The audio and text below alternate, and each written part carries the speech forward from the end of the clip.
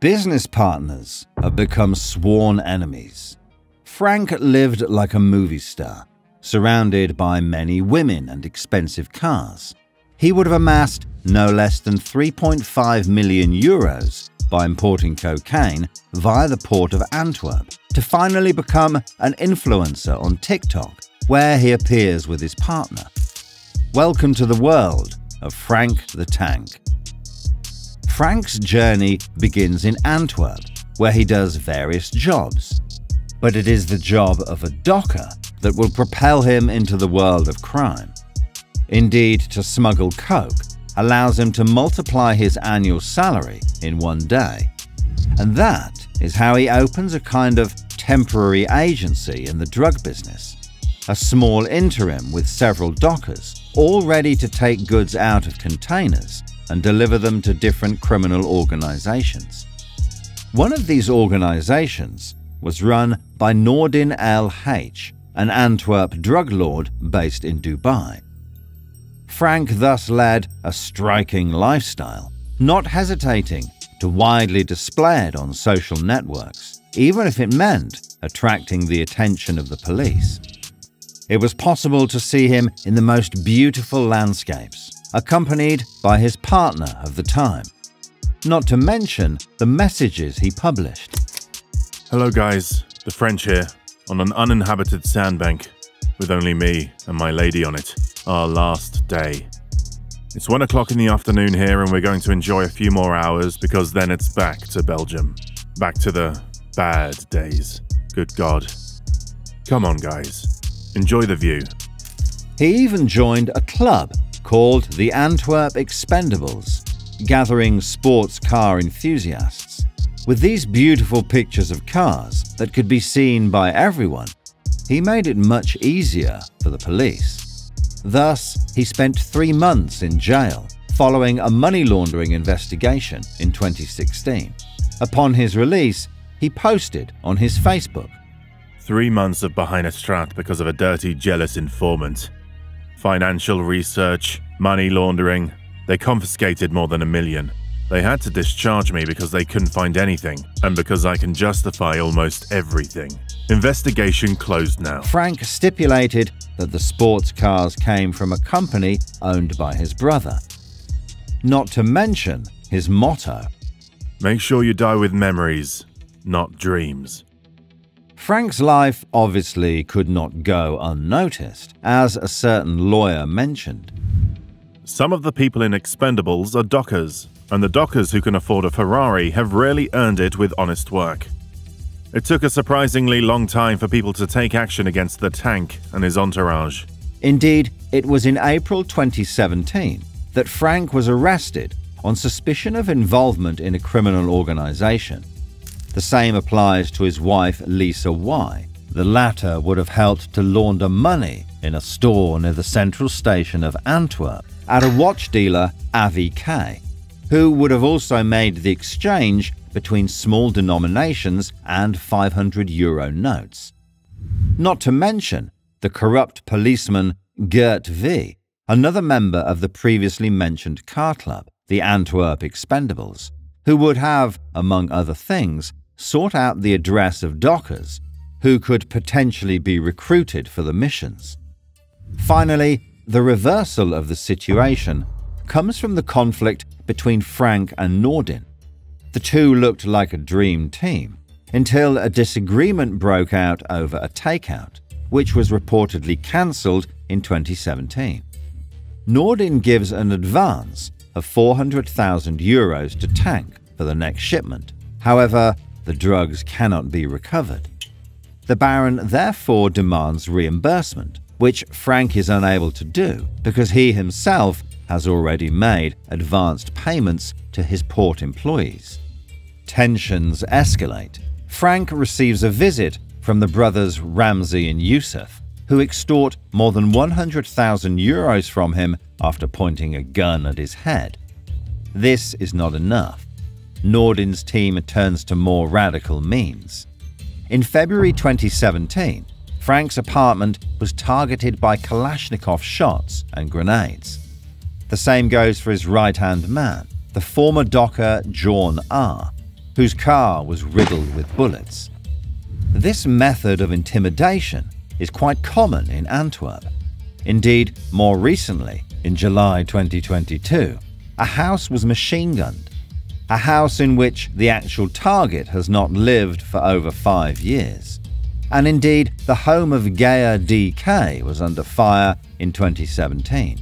At that time, the action was related to the conflict of Frank. The new attack shocked the new residents.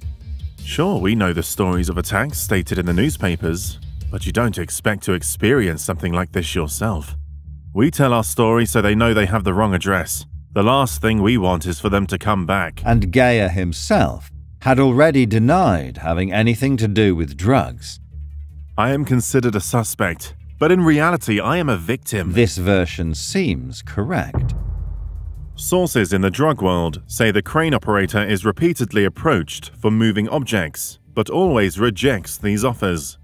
Today it can also cause attacks because you don't want to help them anymore. As far as Frank's home is concerned, 2 people from Liège, Parfait and Yassin, have been convicted for this attack. And Frank himself was arrested shortly after this one, in connection with his involvement in the drug transports.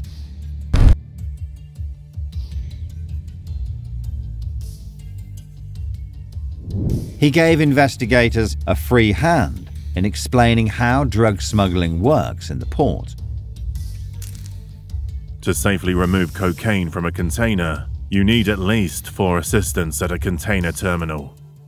Indeed, a planner earned about 100,000 euros to check on a computer where the newly arrived drug container was stored. Whoever moves the container to a safer location can easily receive 75,000 euros. Then the man who takes the bags of drugs out of the container pockets 1,000 euros per kilo with a fixed ceiling of 100,000 euros from 100 kilograms. And finally, the trucker who brings the bags to the gang receives 150,000 euros. And Frank himself was taking between 20 to 30% of the total proceeds of the coke batch. In addition, he admitted having worked for 2 major actors without ever mentioning their names. A total of 4 shipments were destined for person A and 3 more for person B, for a total of approximately 2 tons. Frank refused to rat out the big guys. During his interrogations, the tank confessed his own part in the facts. He gave information about 7 successes, but only talked about his own share. He would not give the identity of the others. However, thanks to further investigation, the police were able to affix the names of Ermir N and Nordin to the letters A and B. For example, in the Nordin case, the police were able to record wiretaps while Nordin was making the mistake of calling the tank with an ordinary phone. The phone in question belonged to Nordin's brother-in-law, who later confessed to lending it out. As far as Frank is concerned, he was allowed to leave his cell with an electronic bracelet towards the end of 2017. The relationship with the mother of his children deteriorated, but Frank, who fled to Kenya, found a new love with a young woman, with whom he records daily videos on TikTok, videos already followed by more than 1.6 million subscribers.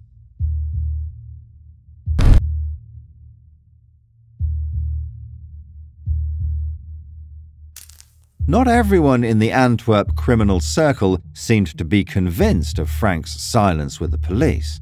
Thus, in early 2018, hundreds of people in Antwerp received an A4 sheet in the mail with the title "Death to Informers." On the list, 9 names, including Frank's and his ex-partners, which got Lisa's lawyer to respond.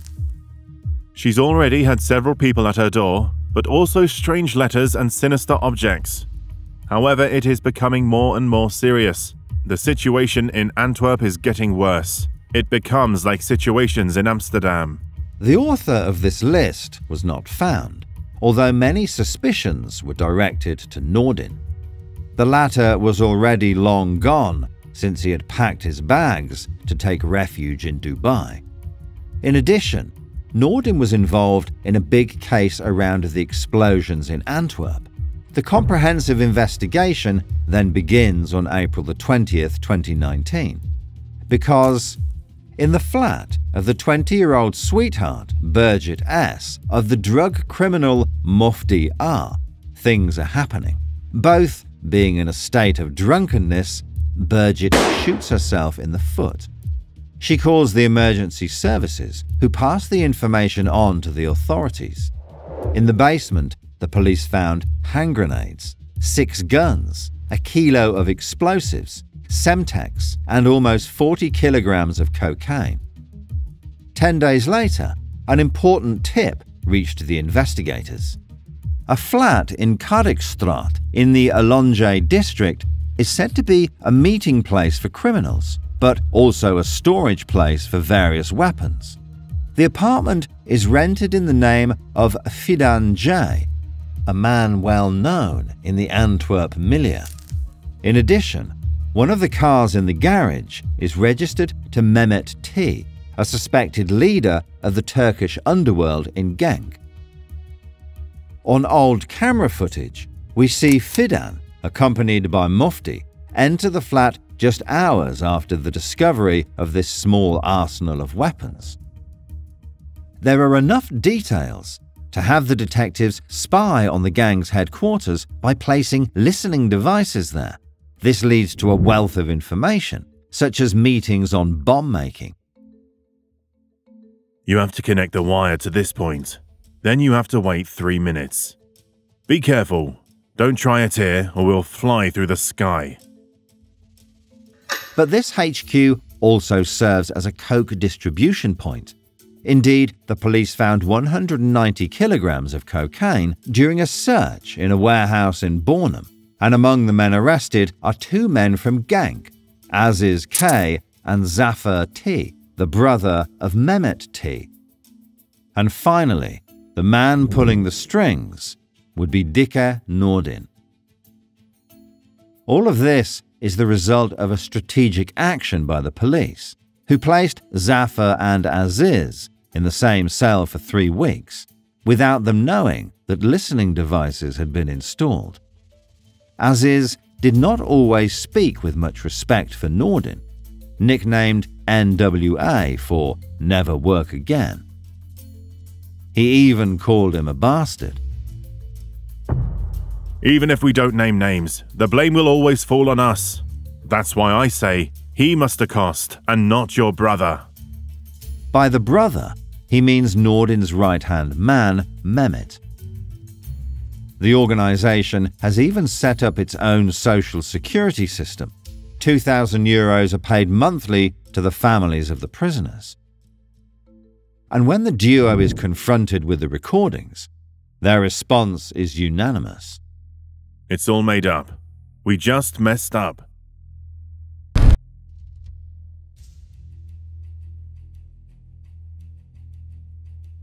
Finally comes the year 2022, the year of the different trials around Nordin. First, the trial around the drug trafficking with Frank the Tank. He left his sweetheart under the Kenyan sun to come back in Belgian court. And, according to his lawyer, my client does not want to hide. He is available for all possible questions from the court. He is also done with this criminal life. This story must end now. That's why he feels calm about this process, and he will accept whatever the court imposes. Frank would have been sentenced to 9 years for his role as coordinator on behalf of 2 big guys, against whom the prosecution has required 15 years in prison respectively. And the prosecution stated, I was going to demand 12 years for him, but that he played an open card can count for me in his sentence. Therefore, I ask for a sentence of 9 years in prison. His former partner, John, received the same sentence, and the jeweler, Avi, risked a 30-month sentence, to which he responded from abroad. I am a businessman. I have nothing to do with these people. The only thing I did wrong was to sell to this man without a bill. And one time I exchanged money notes. In any case, he was not the only one to be absent at the hearing. Ermir has vanished into thin air, potentially in Albania, and Nordin would be residing under the sun of Dubai.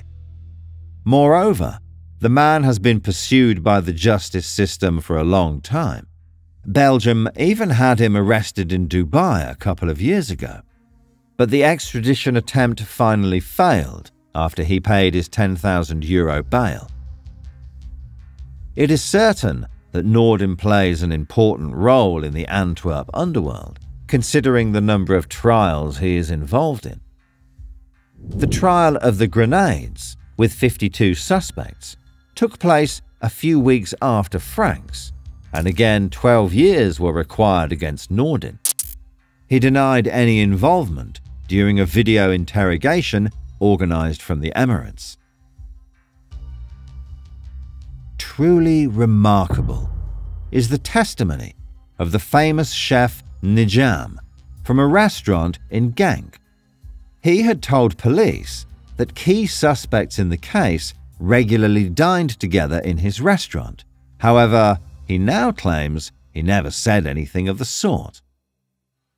He claimed the police put words in his mouth, the prosecutor said. Finally, a new trial was held in June 2022 with a similar configuration to Frank's case. This time, another employee of the port, Simon A., is said to have earned at least €2 million.